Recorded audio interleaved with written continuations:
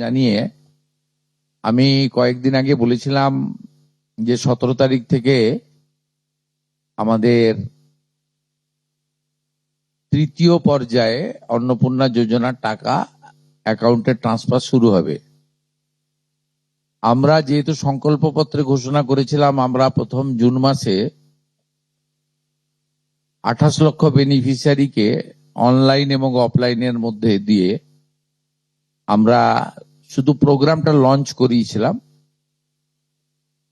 পরবর্তীকালে আমরা নির্দিষ্ট তথ্য এবং ফর্মের ব্যবস্থা করি। এটা করার পিছনে অনেকগুলো কারণ ছিল। প্রথমত সরকারি টাকা, এই সরকারি অর্থ সঠিক জায়গায় ব্যয় করা উচিত। সরকারি অর্থে নয়ছয় করার বা ফাইন্যান্সিয়াল ইনডিসিপ্লিন করার কোনো অধিকার কোনো মুখ্যমন্ত্রী, মন্ত্রী বা আধিকারিকের নেই। তাছাড়াও বিগত দিনের লক্ষ্মী ভান্ডার বলুন বা আমাদের সরকার আসার পরে অন্নপূর্ণা যোজনা, এটা সম্পূর্ণভাবে মহিলাদের একটি স্কিম। তার বয়স নির্দিষ্ট করা আছে 25 থেকে 60 বছর। সেক্ষেত্রে কোনো পুরুষের বা বয়সের 25 বছরের কম যারা, তারা পাওয়ার যোগ্য হতে পারে না। আমরা বিগত সরকার যখন প্রথম শুরু করে খুব অনিয়মিতভাবে প্রায় 9 মাস গেছে 500 টাকা করে ভাতা দিতে, এবং প্রতি মাসেই তাদের সংখ্যা এদিক ওদিক হয়েছে। ফাইনালি নির্বাচনের আগে তড়িঘড়ি করে 2 কোটির আশেপাশে কিছু সংখ্যা হবে, 1,500 টাকা করে ট্রান্সফার করা হয় মাত্র 2 মাসের জন্য। তাই তো শেষের দিকে ওই এবং সেটা করতে গিয়ে আমরা দেখলাম যে আমরা যদি সকলকেই লিস্টটাকে কনভার্ট করে দিই অন্নপূর্ণা যোজনাতে, তাতে এসআইআর এর নাম বাদ গেছে, ভারতীয় নয় এমন লোকের নাম থাকবে, মৃত লোকের নাম থাকবে, পুরুষদের নাম তাতে থেকে যাবে। সেই কারণে আমরা নতুন সরকার স্বচ্ছতার ভিত্তিতে এই কর্মসূচি দেওয়ার ক্ষেত্রে আমরা ফর্ম চালু করি এবং আমাদের পোর্টাল চালু হয়,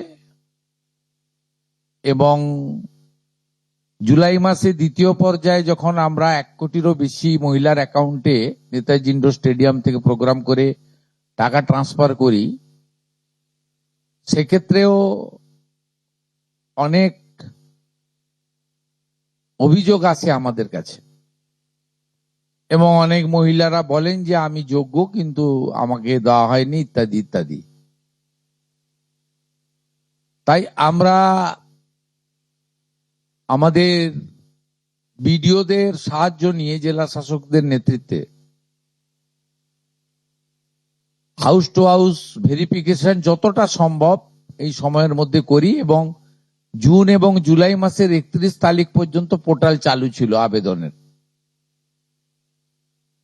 এবং এখানে প্রায় 1,70,00,000 বা তার থেকে একটু কিছু বেশি হবে, সংখ্যাটা আমি এই মুহূর্তে ডিটেলসে যাচ্ছি না, তারা আবেদন ইত্যাদি করেন, যার মধ্যে জুলাই মাসের প্রাপকরাও ছিলেন। অনেকের না পাওয়ার অভিযোগও ছিল, সংখ্যা অনেক। আবার অনেকের বক্তব্য ছিল যারা পাওয়ার যোগ্য নয় তাদের দিয়ে দেওয়া হয়েছে। তাই আমরা মোটামুটি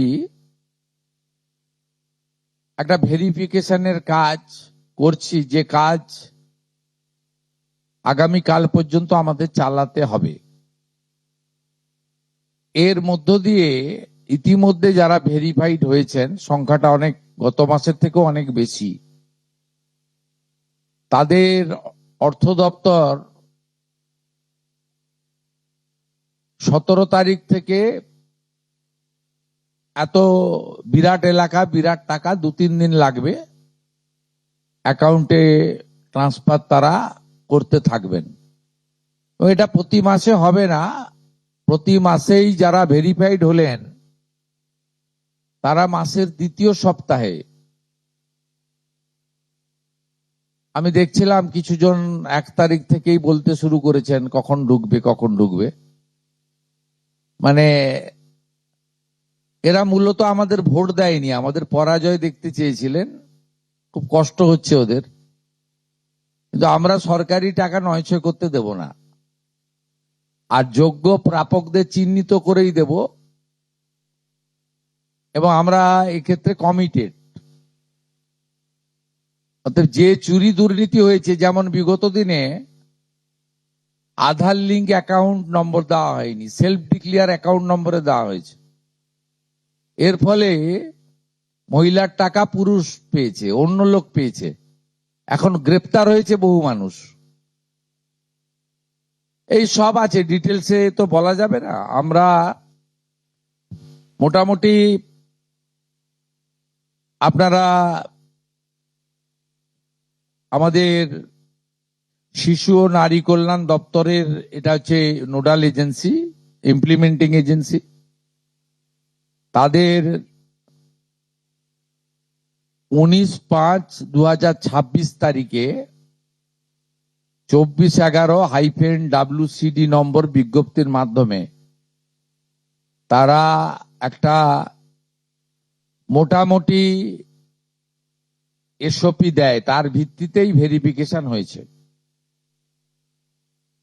এবং এই ভেরিফিকেশনে যারা যোগ্য বিবেচিত হয়েছেন, বৈধ হয়েছেন, তাদের অর্থ 17 তারিখ থেকে প্রদান করা হবে। এরপরেও আমরা একটা অভিযোগ পোর্টাল রাখব, যে অভিযোগ পোর্টালে পরবর্তী সময়ে যে কেউ অভিযোগ করতে পারেন, এবং এই অভিযোগ নিষ্পত্তি করার জন্য আমরা সংশ্লিষ্ট ব্লকের বিডিওদেরকে বিশেষ দায়িত্ব, চিফ সেক্রেটারি দায়িত্ব ফিক্সড করে দেবেন। তারা হিয়ারিং নিয়ে একটা নির্দিষ্ট সময়ের মধ্যে নিষ্পত্তি করবেন। আমাদের যারা যোগ্য বিবেচিত হয়েছেন তাদের বয়স 25 থেকে 60 বছরের মধ্যে হতে হবে, আগেই বলা আছে। কেন্দ্রীয় বা রাজ্য সরকার, কোন বিধিবদ্ধ সংস্থা, সরকারি আন্ডারটেকিং, পঞ্চায়েত, পৌরসভা, সরকার, সরকারি সাহায্যপ্রাপ্ত শিক্ষা প্রতিষ্ঠান অর্থাৎ শিক্ষক, শিক্ষাকর্মী, স্থায়ী সরকারি চাকরিতে নিযুক্ত থাকেন, বা পেনশনার্স আসবে না যেহেতু 60 ঊর্ধ্ব, এটা ইরেলিভেন্ট, এরা এই বেনিফিটের মধ্যে পড়ছেন না। তাছাড়া যারা আয়কর প্রদান করেন, অর্থাৎ এখন আয়করের ঊর্ধ্ব সীমা হচ্ছে 12 লক্ষ টাকা বছরে, 12 লক্ষ টাকা পেরিয়ে গেলে আয়কর দিতে হয়। যে পরিবার আয়কর দেন, অর্থাৎ যার বাৎসরিক আয় 12 লক্ষ টাকা, সেই পরিবার এই কর্মসূচি অন্তর্ভুক্ত হওয়ার সুযোগ পাবেন না।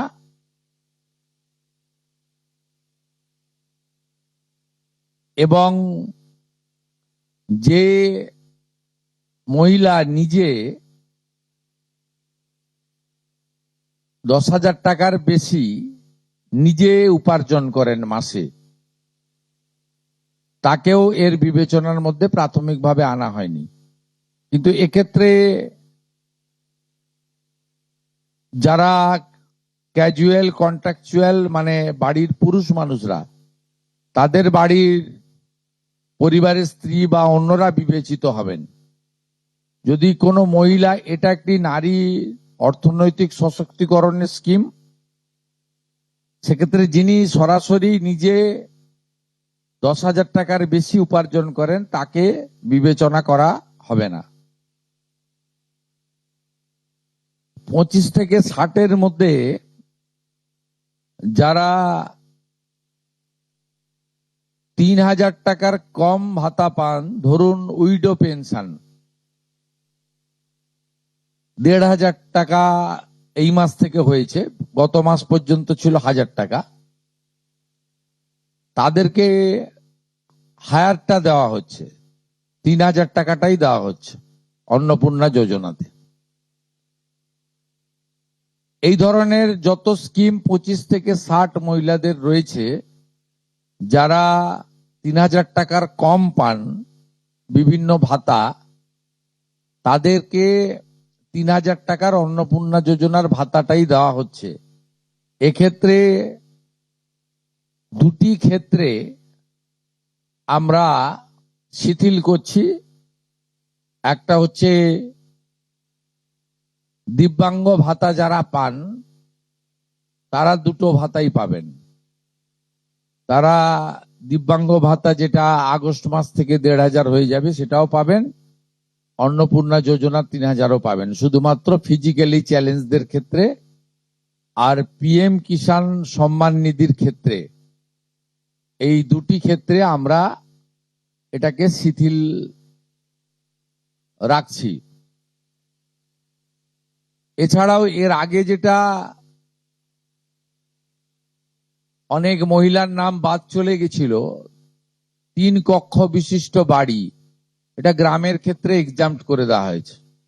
গ্রামের ক্ষেত্রে কোনো বাড়ির সংখ্যা রাখা হয়নি, শিথিল করে দেওয়া হয়েছে। অর্থাৎ গ্রামীণ এলাকার মহিলারা এবারে আরো বেশি সংখ্যায় সুযোগ পাবেন। তাদের ক্ষেত্রে, গ্রামীণ ক্ষেত্রে 3 কক্ষ বিশিষ্ট বাড়ি, যেটা জুলাই মাসে ওই ক্রাইটেরিয়াটা থাকার কারণে অনেকে বঞ্চিত হয়েছেন, এবারে আর বঞ্চিত তারা হচ্ছেন না। এবং শুধুমাত্র জমির পরিমাণের ক্ষেত্রেও যে 7টি কর্পোরেশন রয়েছে, সেখানে শুধুমাত্র 50 ডেসিমেলের বেশি জমির মালিকানা যারা কর্পোরেশন এলাকা, কলকাতা হাওড়া কর্পোরেশন এলাকা 7টি, পৌর এলাকা এবং গ্রামীণ এলাকাতে ছাড় দেওয়া হয়েছে জমির পরিমাণের ক্ষেত্রে। এর ফলেও আরো অধিক সংখ্যক মহিলা, গ্রামীণ মহিলারা বিশেষ করে, এবারে আপনার অর্থ পাওয়ার ক্ষেত্রে সুযোগ পাবেন। আমরা সরকারি অর্থ, নারী সশক্তিকরণ, নারীর অর্থনৈতিক ক্ষমতা বৃদ্ধি, এই লক্ষ্য রেখে প্রকৃত প্রাপকদেরকে আমরা দেব। এবং প্রাথমিকভাবে সংখ্যাটা 17 তারিখে মাননীয় মন্ত্রী মালতী রায় মহোদয় আপনাদের জানিয়ে দেবেন। 17 তারিখ বিকেলে, আমি সংখ্যাটা বলছি না, কিন্তু যে কয়েক লক্ষ মহিলা তারা জুলাই মাসে অর্থ থেকে বঞ্চিত হয়েছিলেন, এই 3 কক্ষ বিশিষ্ট বাড়ি বা জমির পরিমাণ ইত্যাদির কারণে তাদের ম্যাক্সিমামটাই এবারে আমরা সংযুক্ত করে দিয়েছি। তাই আমি বিশ্বাস করি যে আগস্ট মাসে প্রদেয় অর্থে 100% না হলেও 99% প্রকৃত প্রাপকদের হাতে আমরা পৌঁছে দিতে পারব। এবং এর সাথে সাথে অভিযোগ পোর্টালও চালু করে দেবেন। সেই অভিযোগ পোর্টালেও আমাদের দপ্তরের গাইডলাইনের বাইরে গিয়ে কেউ যদি পেয়ে থাকে, আপনারা তথ্য দিয়ে সাহায্য করবেন রাজ্য সরকারকে। আর এই গাইডলাইনের মধ্যে থাকা কোনো দিদি বা বোন যদি বঞ্চিত হন, তিনিও আপনারা আবেদন করবেন এবং এটা কন্টিনিউয়াস প্রসেসের মধ্যে থাকবে। এবং আমরা বিশ্বাস করি আগস্ট মাসে যে তালিকা হবে, এই তালিকা আপনারা সবাই অ্যাপ্রিসিয়েট করবেন। এবং প্রত্যেক মাসে দ্বিতীয় সপ্তাহে, যেহেতু সরকারের নিজস্ব তহবিল থেকে এটা দিতে হবে এবং টাকার অ্যামাউন্টটাও খুব বড়, অ্যামাউন্টটা যথেষ্ট বড়, আমরা নিজেরাই 17 তারিখে ট্রান্সফার হওয়া টাকার সঙ্গে 3000-কে গুণ করলে নিজেরাই দেখতে পাবেন যে কত বিরাট পরিমাণ অর্থ সম্পূর্ণ পশ্চিমবঙ্গ সরকারের অর্থ থেকে দেওয়া হচ্ছে। আমরা অর্থ দপ্তরের সঙ্গে কথা বলেছি, তারা বিগত দিনেও যে সরকারের 500 প্রথম, পরে 1000, 2 মাসের জন্য 1500 যে স্কিম ছিল, তাতেও মাসের দ্বিতীয় সপ্তাহে দিতেন মোটামুটি 10 থেকে 15 তারিখের মধ্যে। এক্ষেত্রেও প্রত্যেক মাসে 10 থেকে 15 তারিখের মধ্যে যারা বৈধ প্রাপক হিসেবে চিহ্নিত হলেন তারা পেয়ে যাবেন। এইটা ক্লিয়ার করলাম এবং আপনাদের সরকার আপনাদের পাশে আছে। বুঝছে?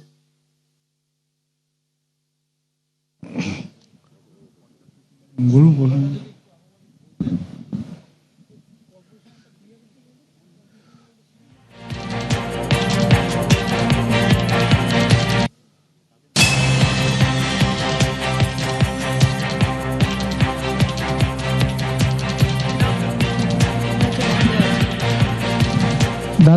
दादा हिंदी थोड़ा अगर बोल दे।